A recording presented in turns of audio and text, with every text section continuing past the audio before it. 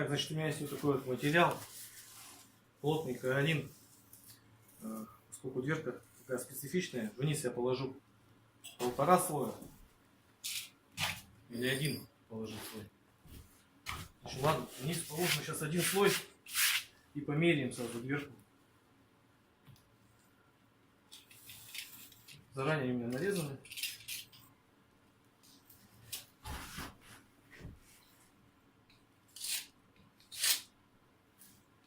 Нужно их подготавливать, резать, чтобы они были меньше вашего кирпича керамического по ширине.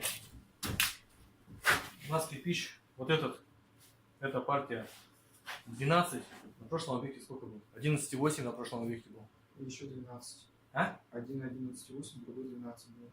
Как на это было? А у нас же один был меньше, а потом другой больше А, пошел. там тоже, да? 12. Берем дверку и примеряем, чтобы не попасть.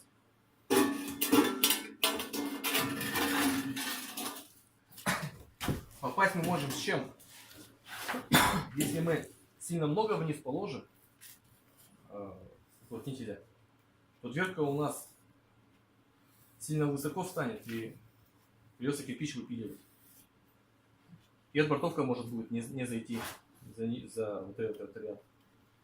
А если положить мало, то отбортовка эта может уйти ниже кирпича и не закрыть щель. То есть не хватит ее. Тут вот такие моменты. Ну все, сейчас я посмотрел, меня устраивает вполне. Одного слоя хватит. Сейчас останется положить по бокам и ее аккуратно опустить.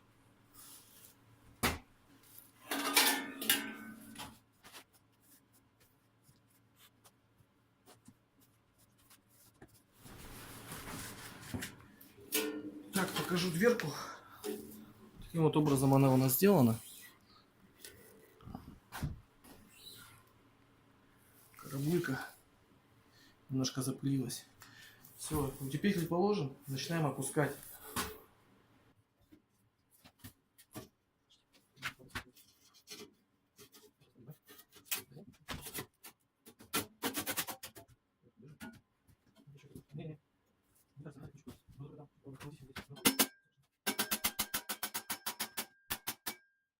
Все, там все хорошо, ничего никуда не потянуло, ничего никуда не ушло. Если не верите, могу показать. То вон Дима, я смотрю, не верит мне. Не веришь? Я не верю. А когда вы будете делать, уважаемые зрители, у вас уйдет. Вот, видно, да? Все там нормально. И там тоже ничего никуда не завернуло. Ну, я телефон не могу по-другому повернуть. Иначе картинка перевернется. Ну, в общем, все окей. Все, да? Контроль лучше делать с двух плоскостей.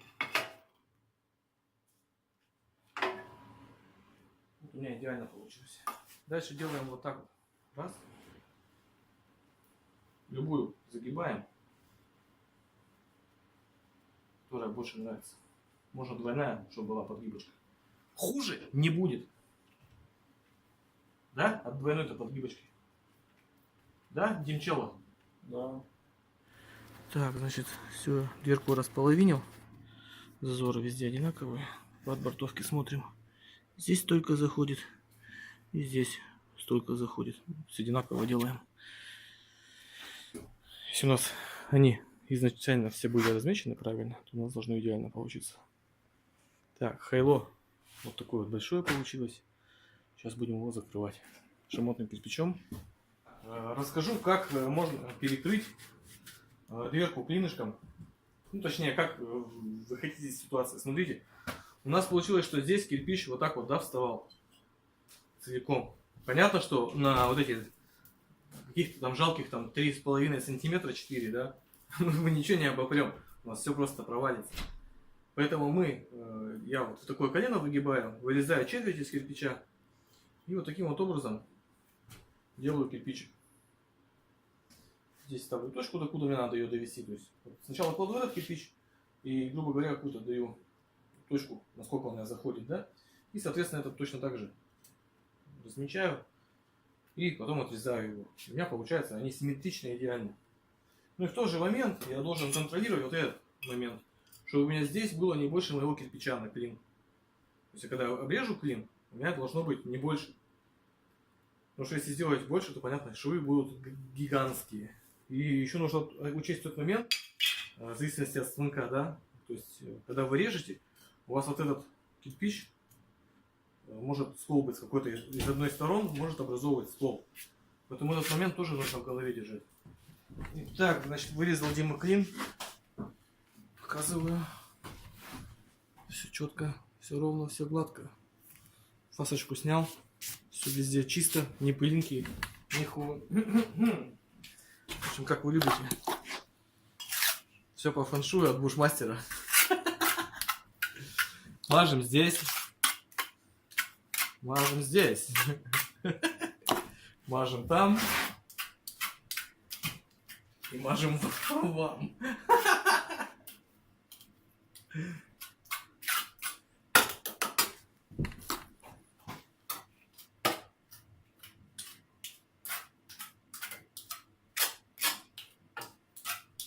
Кто-то говорит, на сухую кладут. Ну как, ребята, каменная кладка на сухую? Чего вы бред несете? А? Еще пишите, учите меня. Я не каменщик, но я тупо понимаю, что кладка не может на сухую делать. Вы что, блин? Несете тогда?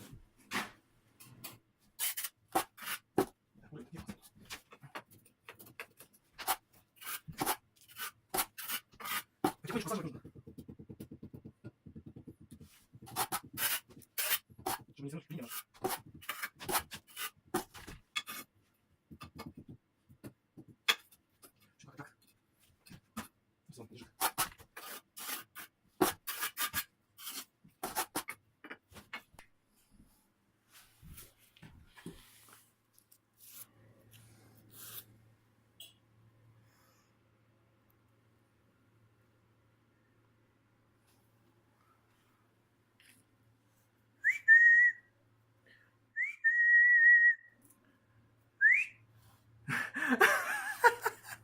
Так, давайте покажу. У нас 13 ряд. Хайло перекрыл.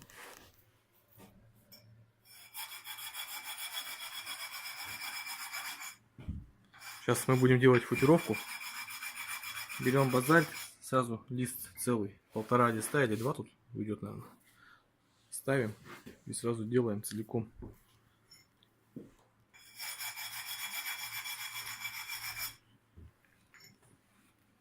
Так, еще раз схемку покажу. Это вот по центру окошечко, это выход хайло, грубо говоря.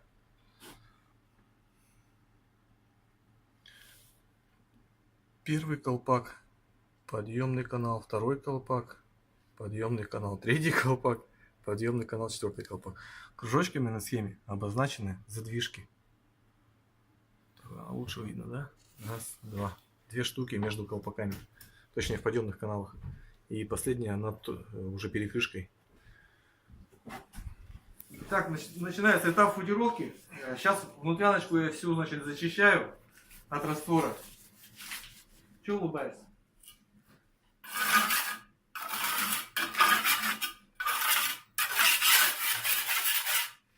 Ну, честно скажу, я уже тут почистился. Сейчас на камеру немножко так вот поработаю. Все. Вот столько я вот уже набрал. Дальше укладываем базальт. Можете видеть. Базальт старайтесь максимально руками меньше сжимать, усилий прилагать, потому что в нем такие, сука, иглы. Вопьется, мало не покажется. Я всегда стараюсь кельмой это все делать. Разжимать.